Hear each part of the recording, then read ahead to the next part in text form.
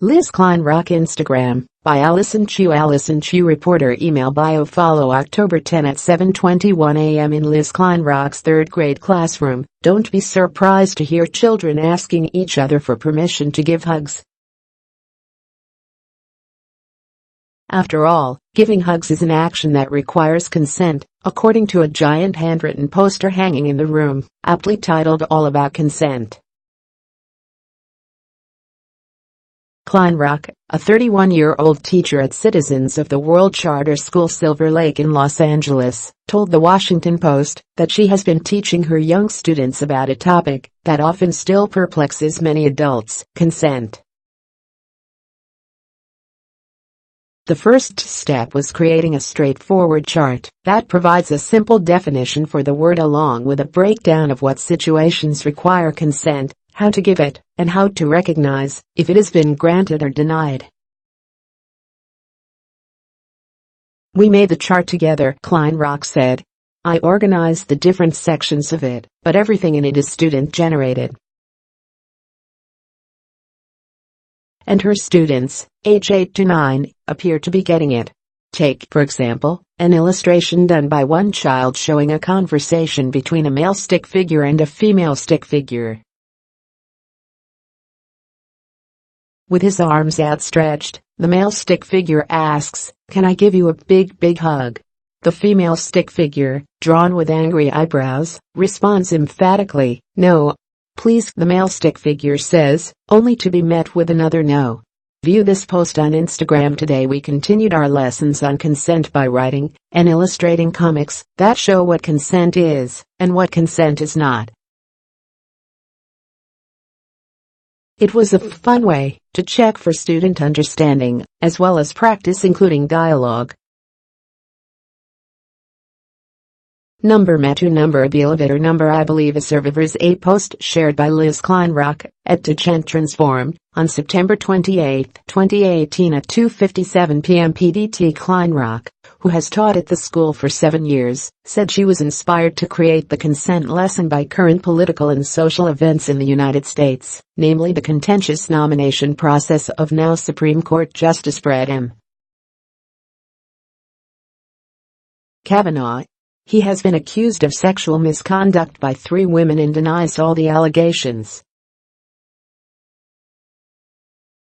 "I always like to think about what can I do to be proactive," said Kleinrock, who started talking about consent with her class of 25 students late last month. "You can't change what's happened in the past, but what I feel like I do have some control over is the future of our country, and how we're educating our children to be better and more responsive than we currently are." Kleinrock's lesson started to attract widespread attention after she shared a picture of the chart to her Instagram and Facebook pages on September 26. View this post on Instagram. Everything about Kavanaugh in the news has been making me heated. So whenever I get frustrated about the state of our country, it inspires me to proactively teach my kids to do better. Today was all about consent. We even explored the gray areas, like if someone says yes, but their tone and body language really says no.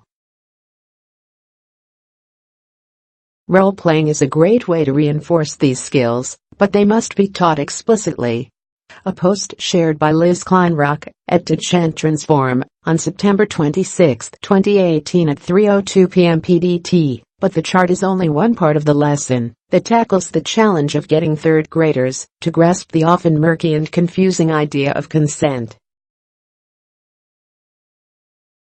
To make the subject easily understandable for her students, Kleinrock said she explained it in terms of physical boundaries and respect.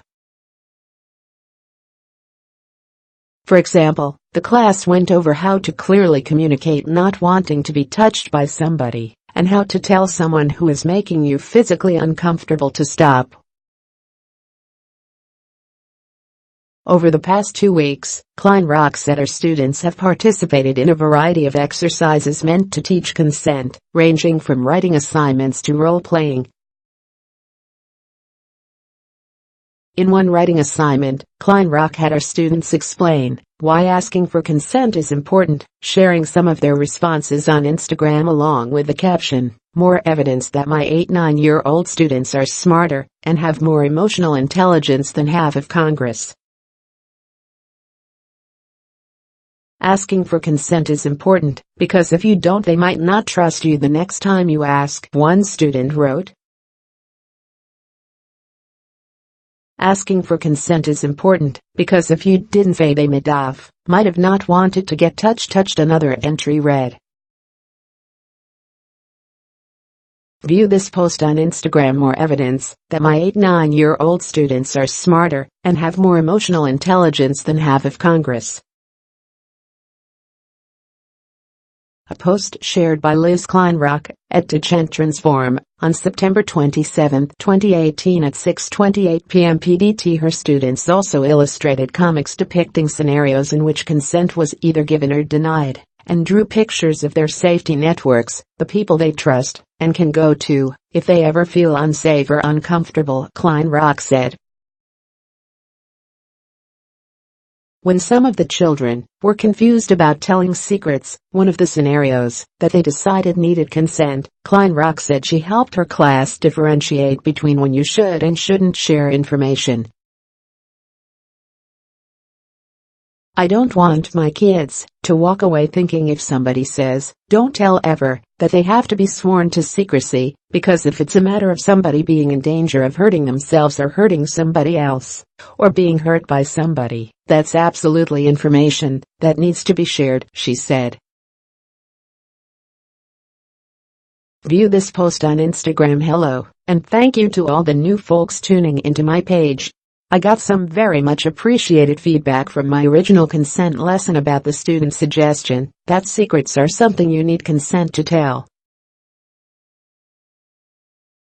Today we discussed the difference between secrets and surprises, and differentiated between information you should share and what you shouldn't share.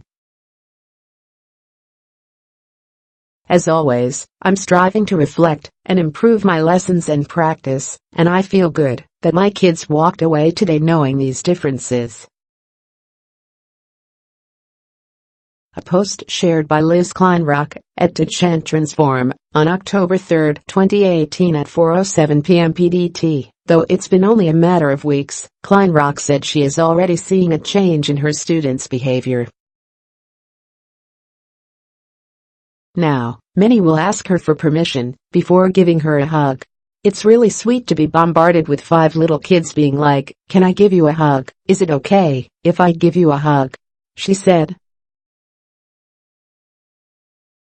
But her work is far from done, as she plans on continuing to reinforce the lessons throughout the school year. It's not like every single student absorbed this 100% the first time, she said. It takes practice. It's like developing fluency and comprehension the same way you teach in reading. If you don't practice, you're not going to be able to do it independently, she added, laughing. As long as kids are putting their hands on each other, which will pretty much always happen, it's definitely something we'll be revisiting and going back to. The lesson has been met with largely positive reactions. Kleinrock said the school's other third-grade teachers will also be using her methods to educate their students about consent. There's a really strong belief that we're not just here to teach students reading, writing, math, science, and things like that, but that we are trying to equip our students with lifelong skills that will set them up for success when they go off into the world, she said. Social media users have also showered Kleinrock with praise. In the hundreds of comments on Kleinrock's Instagram posts, many expressed thanks. She's doing incredible and thoughtful work as an educator, And I'm glad she is teaching children about respectful communication with each other, wrote one person on Instagram. Another person called Kleinrock amazing, adding, "Thank you for being the exact type of educator our world needs right now." Others pointed out that adults could benefit from her lesson. "Perfectly stated, and not just for children," read one comment. "I think many grown folks need this simple chart to understand consent. Might be a bunch of adults who need to repeat the third grade," an Instagram user quipped. However, not everyone has been pleased with the idea of young children learning about consent, Kleinrock said. Critics have accused her of sexualizing third graders and pushing a particular agenda on children, she said. Kleinrock is adamant that the topic of sex has never come up in any of her discussions in the classroom, attributing the criticism to the fact that so many people have associations between consent and sex, and that's very hard to separate. As for concerns that teaching consent is somehow related to politics, Kleinrock said that, while she may have been inspired by current events, she doesn't believe the subject to be a partisan issue. "These are important lessons for any student, any child, and I would also hope that any parent or caregiver or teacher, regardless of your political beliefs or religious beliefs, would want their kids to feel safe and respected," she said, adding, "I live in a blue state in a blue city, but I would hope that a teacher in a red state in a red city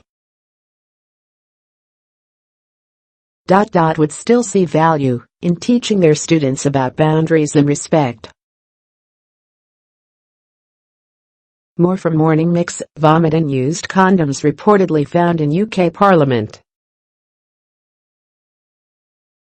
MPs told to clean up their act.